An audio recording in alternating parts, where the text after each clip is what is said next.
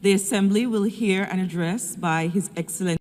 L'Assemblée va maintenant entendre une allocution de son Excellence Félix Antoine Tshisekedi Tshilombo, président de la République démocratique du Congo. Je prie le protocole de bien vouloir accompagner son Excellence à la tribune et l'invite à prendre la parole.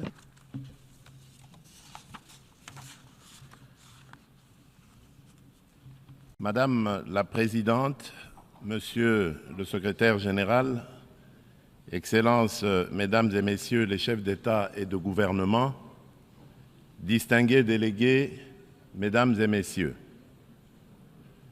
je voudrais avant toute chose adresser mes vives félicitations à Madame Annalena Baerbock pour son élection à la présidence de la 80e session ordinaire de l'Assemblée générale des Nations unies. Son leadership et son attachement au multilatéralisme seront déterminants pour la réussite de nos travaux.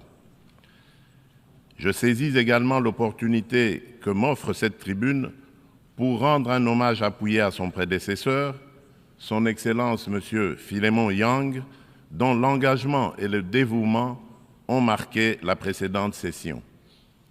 Enfin, je réaffirme la pleine confiance de mon pays dans l'action du secrétaire général des Nations unies, M. Antonio Guterres, pour ses efforts constants visant à renforcer notre organisation et à promouvoir des solutions aux défis qui menacent la paix, la sécurité et la prospérité dans le monde, en particulier dans la région des Grands Lacs d'Afrique, dont fait partie la République démocratique du Congo. Madame la Présidente, je salue la pertinence du thème retenu pour cette 80e session, « Mieux ensemble, plus de 80 ans au service de la paix, du développement et des droits humains ». Il met en lumière 8 décennies d'efforts conjoints d'une organisation vouée à la paix, au développement et au bien-être universel, fondée sur une promesse indéfectible de sécurité collective.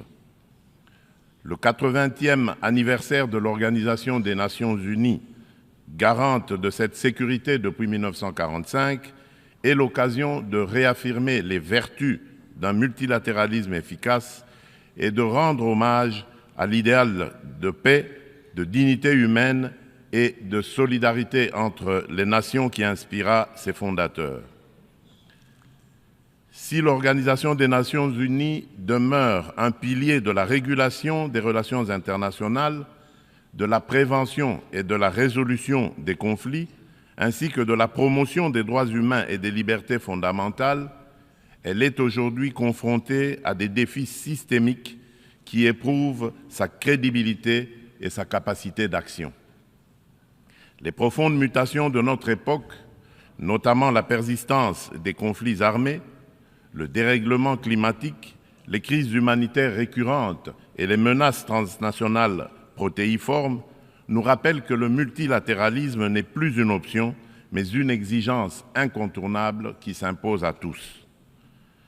Nous restons convaincus que les réponses aux défis du XXIe siècle ne peuvent émerger que de solutions collectives fondées sur la coopération, la justice et la responsabilité partagée.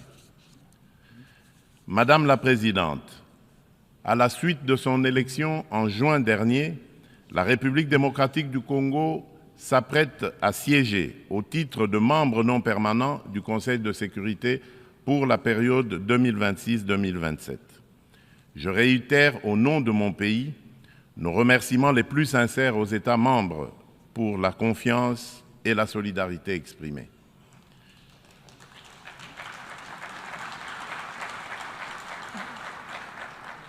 Notre participation sera résolument constructive et holistique. Elle s'articulera autour de 2 priorités indissociables, paix et sécurité d'une part, et prévention et résolution des conflits d'autre part. Nous entendons également contribuer activement à l'élaboration et à la mise en œuvre du nouvel agenda pour la paix afin d'apporter, à la lumière de notre potentiel et de notre expérience, une impulsion à la réforme des opérations de maintien et de consolidation de la paix, ainsi qu'à l'adaptation du système de sécurité collective des Nations unies. S'agissant de la réforme du Conseil de sécurité, mon pays réaffirme la position commune africaine telle qu'énoncée dans le consensus des Oulouini et la déclaration de Sirte, c'est-à-dire l'Afrique doit bénéficier de 2 sièges supplémentaires dans la catégorie des membres non permanents et de 2 sièges dans celle des membres permanents, avec les mêmes droits, y compris le droit de veto, les mêmes privilèges et les mêmes obligations que les membres permanents actuels.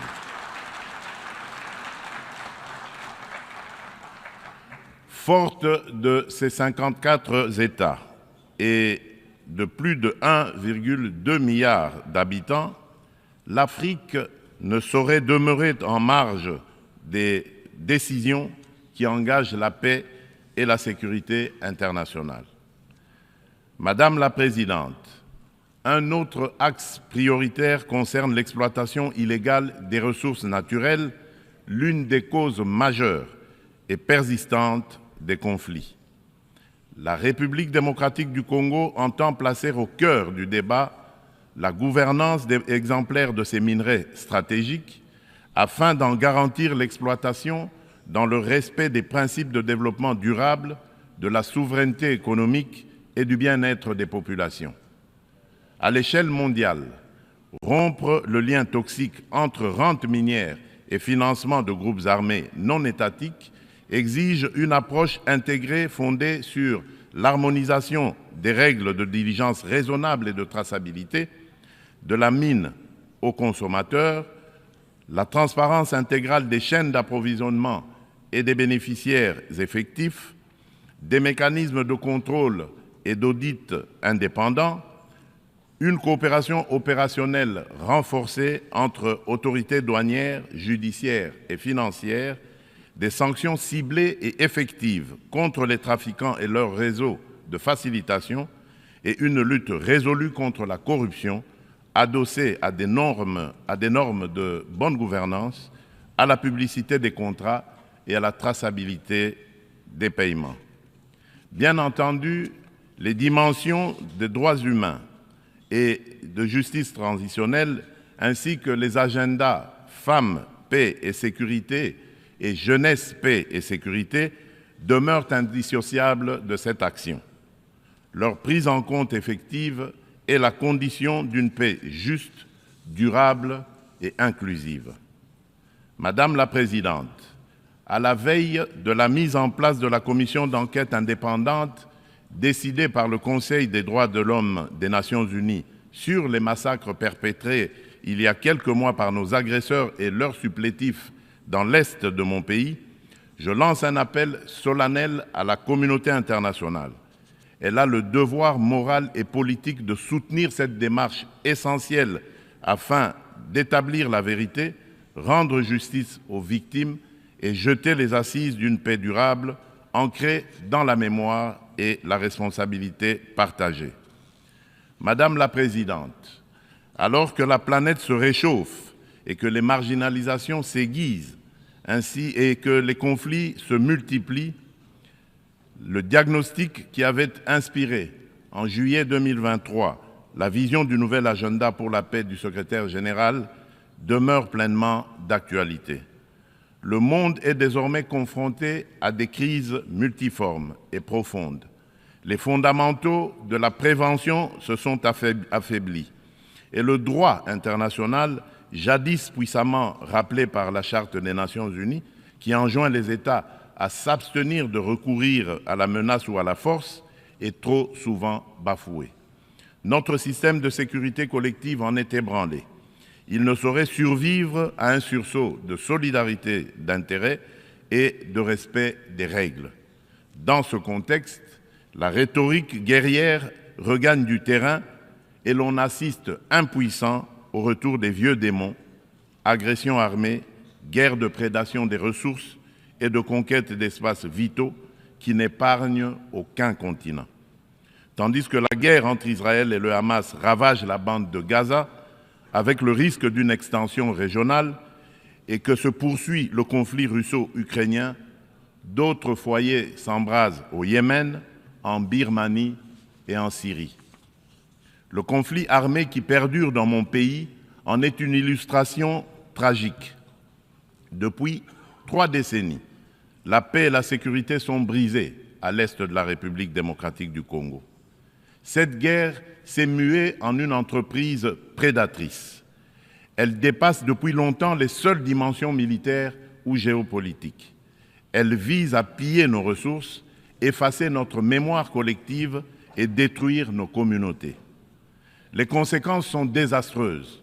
Des millions de morts, des familles décimées, près de 7 millions de déplacés internes, femmes et enfants pris pour cible, des villages rayés de la carte, des générations sacrifiées.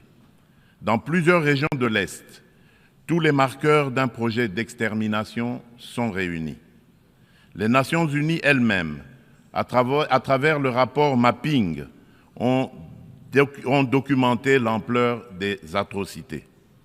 Ce n'est pas seulement un conflit, c'est un génocide silencieux qui frappe le peuple congolais depuis plus de 30 ans.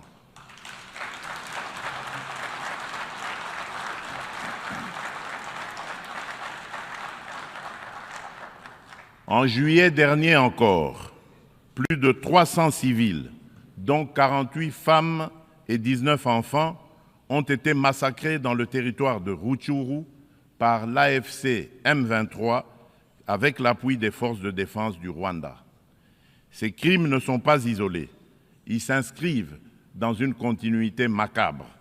Je remercie les États-Unis d'Amérique d'avoir pris l'initiative le mois dernier de convoquer une session extraordinaire du Conseil de sécurité pour examiner ces massacres documentés par Human Rights Watch.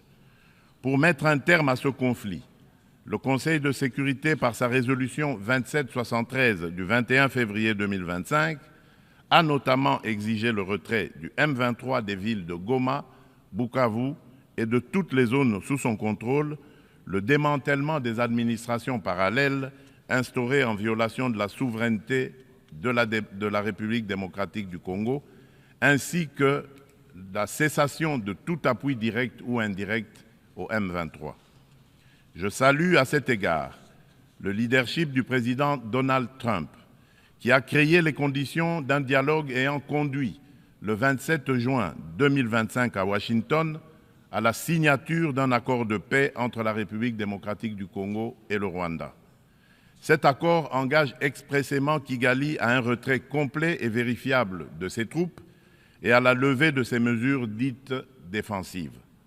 Il prévoit également le désengagement, le désarmement et l'intégration conditionnelle des groupes armés non étatiques au sein des forces armées de la République démocratique du Congo et de la police nationale congolaise, la mise en place d'un mécanisme conjoint de coordination en matière de sécurité, ainsi qu'un dispositif garantissant le respect de l'intégrité territoriale et l'arrêt des hostilités. Le retrait des troupes rwandaises, la fin de leur appui au M23 et le retour de l'autorité de l'État congolais sur toutes les zones occupées constituent des conditions non négociables pour une paix durable. Je demande aux Nations Unies de veiller à la stricte application de cet accord, désormais indissociable de la mise en œuvre de la résolution susmentionnée. Tant que ces décisions ne seront pas exécutées, le sang des innocents continuera à couler. Dans la même dynamique, la République démocratique du Congo et l'AFC M23 ont signé le 19 juillet 2025 à Doha une déclaration de principe engageant les parties à œuvrer de concert à une solution pacifique. Je voudrais exprimer ma gratitude à Son Altesse l'Émir du Qatar, Cheikh Tamim bin Hamad Al Thani, pour son dévouement et son engagement en faveur de la paix en République démocratique du Congo et dans la région des Grands Lacs. Je souhaite enfin exprimer ma haute appréciation pour la coordination assurée par son Excellence Faure Essomina Gnassingbé, président du Conseil des ministres du Togo, dans le cadre du processus de Lomé. Cette dynamique procède de la convergence des efforts du processus de Luanda, conduit avec constance par son Excellence João Manuel Gonçalves Lourenço, président de la République d'Angola et président en exercice de l'Union africaine, et du processus de Nairobi, facilité par son Excellence Uhuru Muigai Kenyatta, ancien président de la République du Kenya. Ensemble, ces initiatives ont jeté les bases d'un mécanisme unifié de facilitation régionale. Un élan que nous comptons poursuivre pour préserver la cohésion continentale, renforcer la coordination entre les initiatives africaines et consolider un cadre d'action harmonisé afin de restaurer de manière durable la paix à l'est de la République démocratique du Congo. Notre objectif demeure inchangé: obtenir une paix juste, durable et vérifiable, non une accalmie factice et éphémère qui, depuis près de 30 ans, a trop souvent déçu l'espérance de notre peuple. Nous attendons de la communauté internationale qu'elle se tienne avec constance et courage du côté du droit. C'est à ce prix que la vérité l'emportera sur l'impunité et que la paix redeviendra possible. Madame la Présidente, il convient de préciser que le processus diplomatique engagé avec toutes les parties au conflit n'exclut nullement la quête de justice et de réparation. Si le monde hésite encore à nommer notre douleur, nous n'attendrons pas. Nous en sommes les premiers témoins. Nous en serons les premiers artisans de justice. Mais nous avons besoin de votre solidarité, de votre soutien et du respect plein et entier du droit international.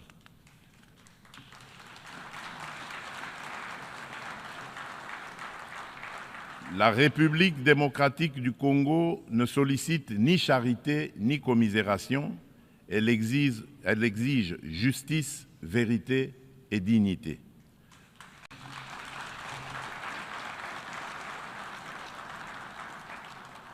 Notre pays a tendu la main. Nous avons signé des accords de paix, accepté le dialogue, pris des engagements pour la réconciliation. Mais une paix factice, bâtie sur l'impunité et l'oubli, n'est qu'un armistice précaire.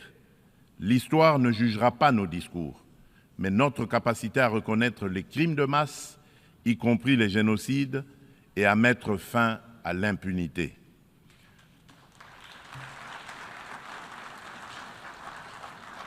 Madame la Présidente, la République démocratique du Congo est un pays de vie, de richesse naturelle et de résilience humaine. Nous voulons contribuer à la paix mondiale, mais la paix commence par la reconnaissance de notre propre tragédie. J'adresse à cette Assemblée un appel solennel. Reconnaissez le génocide congolais, soutenez notre combat pour la vérité et la justice et aidez-nous à bâtir enfin une paix durable au cœur de l'Afrique.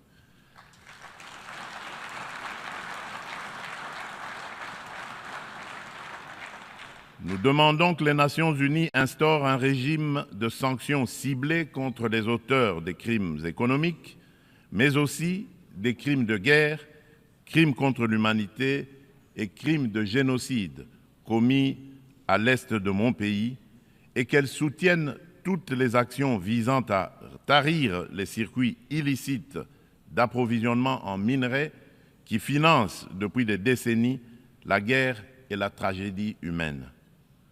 Ces actions doivent être conduites avec l'appui de l'Union africaine, des Nations unies et de nos partenaires au développement, en impliquant les États limitrophes, les entreprises qui achètent et transforment ces minerais du sang, les institutions financières par lesquelles transitent les flux, ainsi que les organisations de la société civile.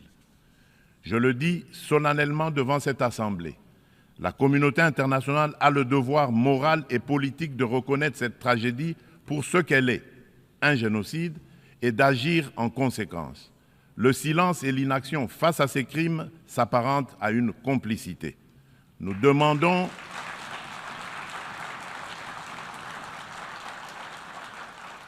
nous demandons la mise en place immédiate d'une commission d'enquête internationale indépendante et dotée de moyens pour établir la vérité, rendre justice aux victimes et rompre le cycle de l'impunité qui nourrit ce drame depuis des décennies.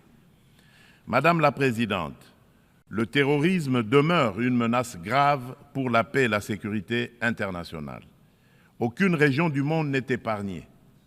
Après l'Asie, l'Europe occidentale et l'Amérique du Nord, ce fléau s'enracine en Afrique et déstabilise plusieurs sous-régions.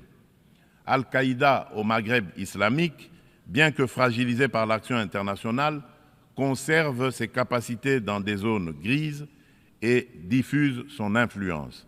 Boko Haram au nord du Nigeria et Al-Shabaab en Somalie maintiennent une emprise territoriale significative. En Afrique centrale, après les ravages causés par la Lord's Resistance Army, LRA, de Joseph Kony, le nord-est de la République démocratique du Congo subit les exactions des forces démocratiques alliées, les ADF, un groupe terroriste ougandais ayant fait allégeance à l'État islamique. Ces groupes extrémistes ont laissé derrière eux un lourd tribut humain et continuent de menacer la stabilité régionale. Membre de la coalition mondiale contre Daesh, la République démocratique du Congo appelle les Nations unies à s'engager plus résolument dans la mise en œuvre des recommandations de la dite coalition et du processus d'Aqaba, à savoir le partage renforcé de renseignements, l'assèchement des financements, la lutte contre la propagande et contre les sanctuaires, ainsi que le soutien accru aux communautés victimes dans le plein respect du droit international humanitaire. Madame la Présidente, face à l'urgence climatique, l'accord de Paris demeure le cadre juridique essentiel pour la redevabilité des États en matière d'émissions et d'adaptation afin de contenir le réchauffement à 1,5 degré Celsius. À ce titre, la République démocratique du Congo a adopté son plan national d'adaptation 2022-2026. Nous nous sommes engagés à arrêter et à inverser la perte de forêts et la dégradation des terres d'ici 2031, tout en promouvant un développement durable et une transformation rurale inclusive. Depuis décembre 2021, un ensemble de mesures soutient la restauration des paysages forestiers, notamment le programme Jardin scolaire pour 1 milliard d'arbres à l'horizon 2030, destiné à renforcer la séquestration du CO2 et la résilience des écosystèmes. Nous saluons l'adoption de la décision 5/CMA.5, établissant de nouveaux mécanismes de financement, y compris le fonds pour pertes et préjudices, afin de compléter les sources existantes et d'apporter des réponses concrètes aux pays les plus exposés. Forte d'un potentiel environnemental unique au monde, la République démocratique du Congo se tient au cœur des solutions. Elle est prête à mobiliser ses atouts naturels au service du climat global, à condition que les engagements financiers soient prévisibles, accessibles et à la hauteur des impératifs écologiques et humains. Madame la Présidente, permettez-moi d'aborder aussi la question des défis énergétiques et de la protection de nos écosystèmes en rappelant que le bassin du Congo abrite la deuxième plus grande forêt tropicale du monde, considérée par de nombreux scientifiques comme le premier puits de carbone terrestre, ainsi qu'un vaste réseau hydrographique dominé par le fleuve Congo, deuxième au monde par son débit. Ces ressources vitales sont gravement menacées par des activités destructrices, déforestation, exploitation illégale, pollution, souvent alimentées par des conflits armés récurrents qui s'apparentent à de véritables crimes contre la nature. C'est pourquoi la République démocratique du Congo soutient l'initiative portée par le Vanuatu, Fidji et Samoa visant à ériger au plan international l'écocide en incrimination autonome pour sanctionner les actes illicites ou arbitraires causant à l'environnement des dommages graves. Madame la Présidente, l'adoption du Pacte pour l'avenir rappelle l'urgence d'accélérer la mise en œuvre des objectifs de développement durable à 5 ans de l'échéance de 2030. La République démocratique du Congo a inscrit cet impératif au cœur de son action à travers le Plan national stratégique de développement 2024-2028 qui place l'homme congolais au centre des priorités et intègre les 3 dimensions du développement durable, environnemental, social et économique. Ce plan s'articule autour d'orientations nettes, à savoir consolider la sécurité et la gouvernance démocratique, moderniser les infrastructures et le climat des affaires, protéger l'environnement et garantir l'accès aux services sociaux de base, eau, assainissement, éducation, santé, électricité, etc. Le bilan demeure contrasté, car seuls les ODD 12 et 13 paraissent encore atteignables d'ici 2030, mais des progrès tangibles sont enregistrés. La gratuité de l'enseignement a permis à plus de 5 millions d'enfants de retourner à l'école. La couverture de santé universelle élargit l'accès à des soins de qualité. Les politiques d'autonomisation des femmes réduisent les disparités socio-économiques.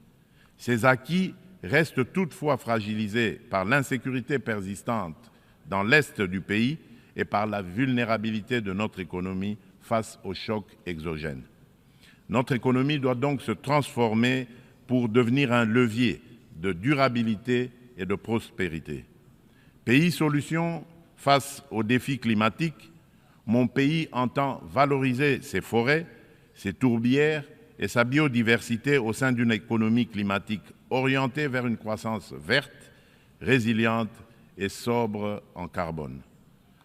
À cet égard, le projet Grand Inga, l'un des plus vastes complexes hydroélectriques au monde, incarne notre ambition et renforce le positionnement de la République démocratique du Congo comme pays solution. Fournir une énergie propre et compétitive pour électrifier nos territoires, décarboner notre industrie, soutenir l'intégration énergétique régionale et ouvrir la voie à de nouveaux usages, dont l'hydrogène vert. Cette trajectoire s'appuie sur le développement de marchés carbone intégrés, l'attraction d'investissements responsables et la création d'emplois décents et de moyens de subsistance durables pour nos communautés. Il reste cependant un obstacle majeur, la contrainte financière. Le fardeau croissant de la dette publique africaine, conjugué aux flux financiers illicites, réduit nos marges de manœuvre. Les besoins additionnels pour atteindre les ODD en Afrique sont estimés à 1 600 milliards de dollars. Dans le même temps, les sorties illicites de capitaux minent nos devises et notre stabilité macroéconomique. D'où la nécessité d'une réforme urgente de l'architecture financière internationale afin de garantir aux pays en développement un accès juste et prévisible à des financements concessionnels alignés sur leur trajectoire nationale, y compris via une meilleure recanalisation des DTS, la capitalisation des banques multilatérales de développement, des facilités de liquidité contracycliques et une lutte renforcée contre les flux illicites. Madame la Présidente, depuis mon accession à la magistrature suprême de mon pays, la République démocratique du Congo, j'ai impulsé à la conduite de la chose publique une dynamique nouvelle intégrant systématiquement la dimension genre à tous les niveaux afin d'assurer une présence accrue des femmes dans les instances de décision. À titre illustratif, la part des femmes au sein du gouvernement est passée de 17% en 2019 à 32% en 2025.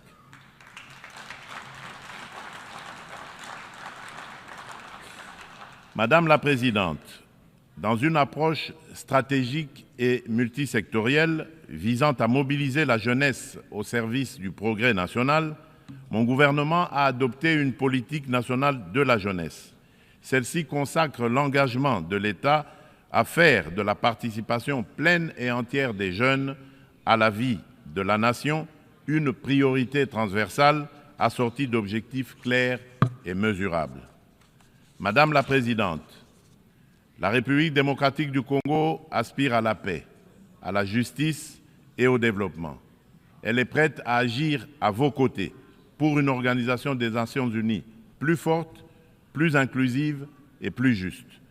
Forte de ses atouts humains, naturels et stratégiques, mon pays entend les mettre au service d'un avenir meilleur pour les générations futures de notre maison commune, la planète Terre.